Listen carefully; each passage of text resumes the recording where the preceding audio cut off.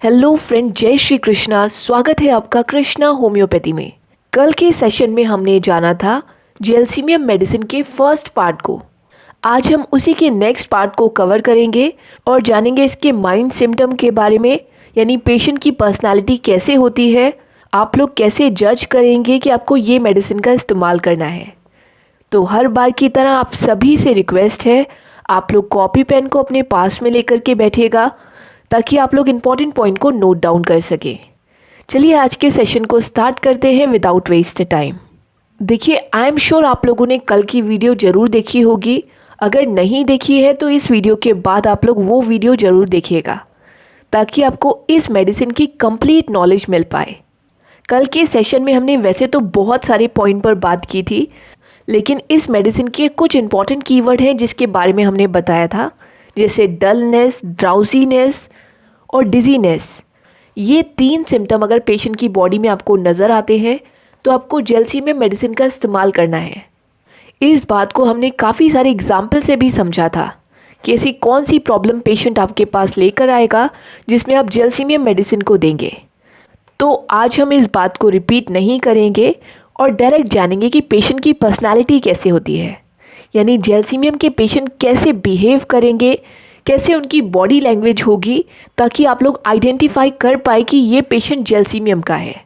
देखिए, gelsemium medicine का जो पेशेंट होगा, अगर वो आपकी क्लिनिक में आता है और वो अपनी किसी भी प्रॉब्लम को आपके सामने डिस्कस करता है तो वो इस तरीके से डिस्कस करेगा जैसे वो प्रॉब्लम उसे उस समय हो रही है।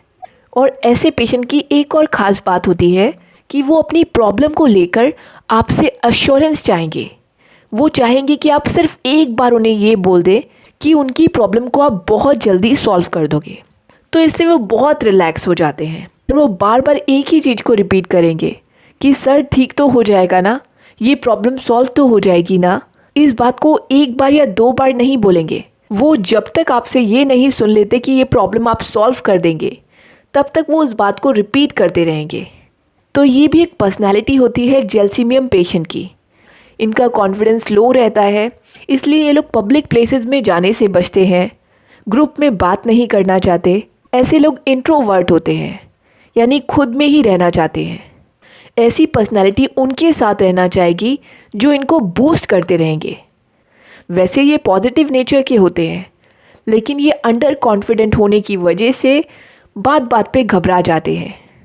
ये जो काम पहले कर चुके होते हैं उस काम को दोबारा करने में भी उनको डाउट होता है। ऐसे कई बार पेशेंट आपकी क्लिनिक में आएंगे जो कि सिंगर होंगे या मोटिवेशनल स्पीकर होंगे।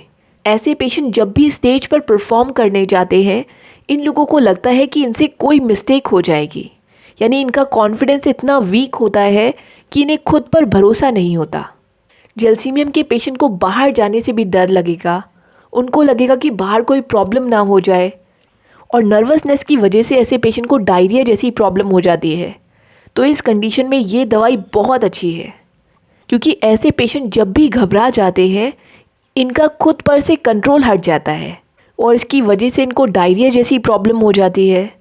इस तरीके की पर्सनैलिटी को डर बहुत होता है, प्लस डरने की वजह से उनको पैनिक अटैक होने लगते हैं। तो ये ऐसी कंडीशन में भी बहुत अच्छे से वर्क करेगी।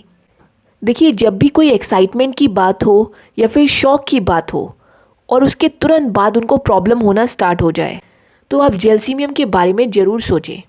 ये मेडिसिन इस कंडीशन में बहुत अच्छा वर्क करेगी। हालांकि आप इग्नेशिया मेडिसिन को भी कंपेयर कर सकते हैं, लेकिन इग्नेशिया का जो पेशेंट होगा उनकी प्रॉब्लम बातों को अंदर रखने से बढ़ती है, यानी उन्होंने अपने दुखों को पाइल अप करके रखा है और उसके बाद अगर उनकी बॉडी में कोई सिम्टम नज़र आते हैं तो आप इग्नेशिया मेडिसिन का इस्तेमाल करेंगे।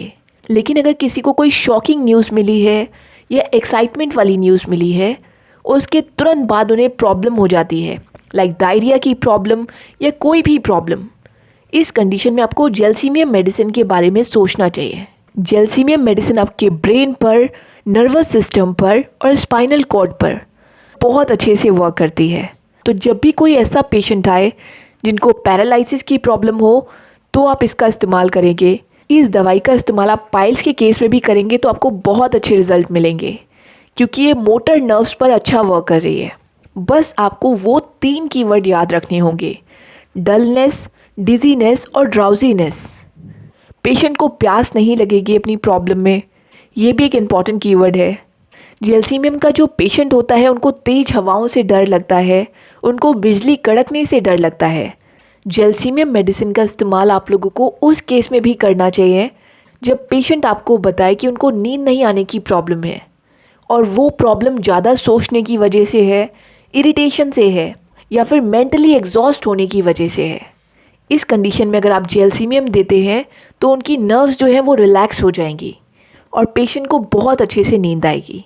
इस मेडिसिन का इस्तेमाल बुज़ुर्गों के लिए भी अच्छा है क्योंकि जैसे जैसे हमारी एज बढ़ती है बॉडी के अंदर एनर्जी जाने लगती है, हमारी जो नर्व्स हैं वो वीक हो जाती हैं। बॉडी के अंदर ऑटोमेटिकली ये 3 सिम्टम आ जाते हैं, डलनेस, डिजीनेस और ड्राउजीनेस।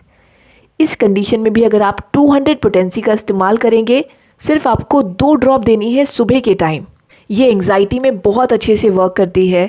अगर किसी को एंग्जाइटी की प्रॉब्लम हो और अचानक से उनका बीपी बढ़ जाए, इस कंडीशन में भी आपको जेलसीमियम मेडिसिन का इस्तेमाल करना चाहिए। आप इसकी 30 पोटेंसी का इस्तेमाल करें दिन में 3 बार। आपको 2-2 ड्रॉप लेना है डायरेक्ट अपनी जीभ में। आपको इसे कुछ दिन तक ही लेना है, इससे आपकी प्रॉब्लम सॉल्व हो जाएगी। इसके अलावा अगर किसी को कोई भी सिम्टम नहीं है, सिर्फ नर्वसनेस फील होती है, यानी ऐसे लोग जो पब्लिक को फेस नहीं कर पाते, उन्हें भी जेलसीमियम मेडिसिन का इस्तेमाल करना चाहिए 30 पोटेंसी में। आपको इसकी 2-2 ड्रॉप को दिन में 2 से 3 बार देना है। आप इसे लगातार 1 हफ्ते भी लेंगे तो बहुत अच्छे रिजल्ट आपको मिलेंगे। इसके अलावा ये मेडिसिन आईलिड की जो मसल्स होती हैं उस पर भी बहुत अच्छे से वर्क करती है। तो जब भी पेशेंट आपके पास ऐसी कोई भी कंप्लेन लेकर के आए जिससे उनको ब्लडनेस फील हो रही है या फिर आईलिड की जो मसल्स होती हैं वो वीक हो गई हैं, तो आप इसका इस्तेमाल कर सकते हैं। ये ऐसे केसेस में भी बहुत अच्छे रिजल्ट देगी। इसके अलावा कई पेशेंट आपके क्लिनिक में ऐसे भी आएंगे जो आपको बताते हैं कि जब भी उन्हें डर लगता है, उनका यूरिन पास हो जाता है या स्टूल पास हो जाता है, इस पर उनका कोई कंट्रोल नहीं रहता। इस कंडीशन में भी आपको जेलसीमियम मेडिसिन का इस्तेमाल करना चाहिए। ये वहाँ की जो नर्व्स होती है, मसल्स होती है, उसकी वीकनेस को सॉल्व करेगी। देखिए यहाँ पर आपको एक बात समझनी होगी, पेशेंट को खुली हवा में जाने से अच्छा फील होगा। इसके अलावा जेलसीमियम जैसी मेडिसिन का इस्तेमाल आप तब भी कर सकते हैं जब आपके पास कोई ऐसा पेशेंट आता है जो आपको कंप्लेन करे कि उनको नींद में बोलने की आदत है, जब वो मेंटली एग्जॉस्ट हो जाते हैं या फिर ओवर थिंकिंग करते हैं, इसकी वजह से वो नींद में बोलने लगते हैं।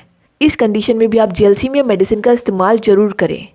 ये नसों की जो वीकनेस होगी उसे सॉल्व करेगी और उसे रिलैक्स करेगी, जिससे उनको बहुत ही अच्छी नींद आएगी और उनको जो नींद में बोलने की आदत है वो भी सॉल्व हो जाएगी। इसका इस्तेमाल एपिलिप्सी में भी किया जाता है। इसके अलावा इस मेडिसिन का इस्तेमाल आप लोग टॉन्सिल के केस में भी कर सकते हैं।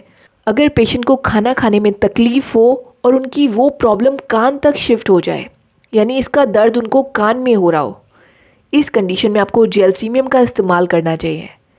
ये ऐसी प्रॉब्लम को बहुत जल्दी ट्रीट कर देगी। तो आई होप आप लोग समझ गए होंगे कि आपको इस मेडिसिन का इस्तेमाल कब करना है और किस पेशेंट पर करना है। बेसिकली ये दवाई नसों की वीकनेस के लिए है और मसल्स की वीकनेस के लिए है। एक बात और याद रखिएगा, जेलसीमियम मेडिसिन के कुछ एंटीडॉट मेडिसिन भी होती है।